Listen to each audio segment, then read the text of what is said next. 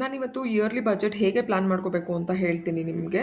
Quarter 1 ಇಂದ ನಾವಿವಾಗ start ಮಾಡ್ತಾ ಇದ್ದೀವಿ. ಜಾನ್ ಮಂತಲ್ಲಿ ನಮ್ಮೆಲ್ರಿಗೂ ಗೊತ್ತಿರೋ ಹಾಗೇನೆ ನ್ಯೂ ಇಯರ್ ಇರುತ್ತೆ. ನ್ಯೂ ಇಯರ್‌ಗೋಸ್ಕರ ಪಾರ್ಟೀಸ್ ಆಗಿರ್ಬೋದು, ಸೆಲೆಬ್ರೇಷನ್ಸ್‌ಗಾಗಿರ್ಬೋದು ಅಥವಾ ಟ್ರಿಪ್ಸ್‌ಗಾಗಿರ್ಬೋದು ನಮಗೆ ಸ್ವಲ್ಪ ಫಂಡ್ಸ್ ಬೇಕೇ ಬೇಕು.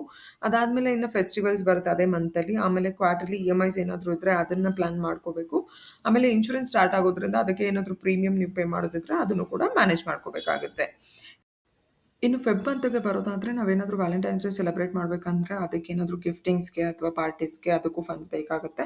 ಅದಾದ್ಮೇಲೆ ಚಿಲ್ಡ್ರನ್ಸ್ ಏನಾದ್ರೂ ಇದ್ರೆ ಆನ್ಯುಯಲ್ ಡೇ ಫಂಕ್ಷನ್ಸ್‌ಗೆ ಅದಕ್ಕೆಲ್ಲ ಪ್ರಿಪರೇಷನ್ಸ್‌ಗೋಸ್ಕರ ಫಂಡ್ಸ್ ಬೇಕು. ಇನ್ನು ಟ್ಯಾಕ್ಸ್ ಸೇವಿಂಗ್‌ಗೋಸ್ಕರ ಪ್ರೀ ಪ್ಲಾನ್ ಮಾಡ್ಕೊಂಡು ಏನಾದ್ರೂ ಮಾರ್ಚ್ ಎಂಡ್‌ವರೆಗೂ ವೆಯ್ಟ್ ಮಾಡಕ್ಕಾಗದೆ ಏನಾದ್ರೂ ಇನ್ವೆಸ್ಟ್‌ಮೆಂಟ್ ಮಾಡ್ಬೋದು.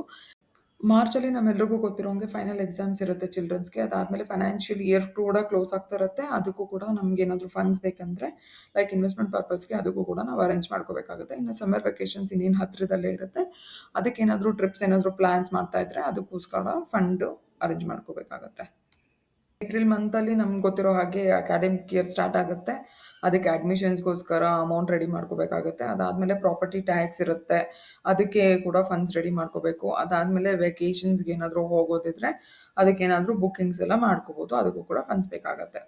ಇನ್ನು ಮೇಯಲ್ಲಿ ನೋಡೋದಾದ್ರೆ ಸಮ್ಮರ್ ವೆಕೇಷನ್ಸ್ ಇನ್ನೂ ಕಂಟಿನ್ಯೂ ಆಗ್ತಾ ಇರುತ್ತೆ. ಅದಾದ್ಮೇಲೆ ಎಲೆಕ್ಟ್ರಿಸಿಟಿ ಬಿಲ್ಸ್ ಕೂಡ ಜಾಸ್ತಿ ಬರ್ತಾ ಇರುತ್ತೆ. ಏಕೆಂದ್ರೆ ಕೂಲರ್ ಆಗಿರ್ಬೋದು ಅಥವಾ ಎಸಿ ಆಗಿರ್ಬೋದು ನಾವು ಜಾಸ್ತಿ ಯೂಸೇಜ್ ಮಾಡ್ಕೊಂಡಿರ್ತೀವಿ ಸಮ್ಮರಲ್ಲಿ.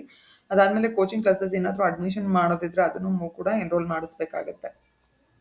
ಇನ್ನು ಜೂನ್ ಮಂತ್‌ಗೆ ಬರೋದಾದ್ರೆ ಸ್ಕೂಲ್ ರಿಓಪನಿಂಗ್ ಇದ್ದೇ ಇರುತ್ತೆ. ಅದಕ್ಕಂತೂ ಹೆವಿಯಾಗಿ ಅಮೌಂಟ್ಸ್ ಬೇಕೇ ಬೇಕು. ಮೊದಲೇ ಪ್ರಿಪೇರ್ ಮಾಡಿ ಇಟ್ಕೊಂಡಿರ್ಬೇಕು. ಅದಾದ್ಮೇಲೆ ರೈನಿ ಸೀಸನ್ ಸ್ಟಾರ್ಟ್ ಆಗುತ್ತೆ. ಅದಕ್ಕೆ ನಮ್ಗೇನಾದ್ರೂ ಮೆಡಿಕಲ್ ಎಕ್ಸ್‌ಪೆನ್ಸಸ್ ಏನಾದ್ರೂ ಅದು ಬಂದೇ ಬರುತ್ತೆ. ಅದನ್ನ ಬಿಟ್ಟು ಏನಾದ್ರೂ ರಿಪೇರ್ಸ್ ಆಗುತ್ತೆ. ಅದಕ್ಕೂ ಕೂಡ ನಾವು ಫಂಡ್ಸ್ ರೆಡಿ ಮಾಡ್ಕೊಂಡಿರ್ಬೇಕು. ಅದಾದ್ಮೇಲೆ ಜೂನಲ್ಲಿ ರಿವೊಕೇಟ್ ಆಗೋ ಚಾನ್ಸಸ್ ತುಂಬಾ ಜಾಸ್ತಿ ಇರುತ್ತೆ. ಅದಕ್ಕೂ ಕೂಡ ನಾವು ಫಂಡ್ಸ್ ರೆಡಿ ಮಾಡ್ಕೊಂಡಿರ್ಬೇಕಾಗುತ್ತೆ. ಸೊ ಜಾನ್ ಟು ಜೂನ್ ನಮ್ಗೆ ಏನೇನೆಲ್ಲ ಎಕ್ಸ್‌ಪೆನ್ಸಸ್ ಬರುತ್ತೆ ಅಂದ್ಬಿಟ್ಟು ನಾನಿವಾಗ ನಿಮ್ಗೆ ಒಂದು ರಫ್ ಆಗಿ ಪ್ಲಾನ್ ಮಾಡಿದ್ದೀನಿ.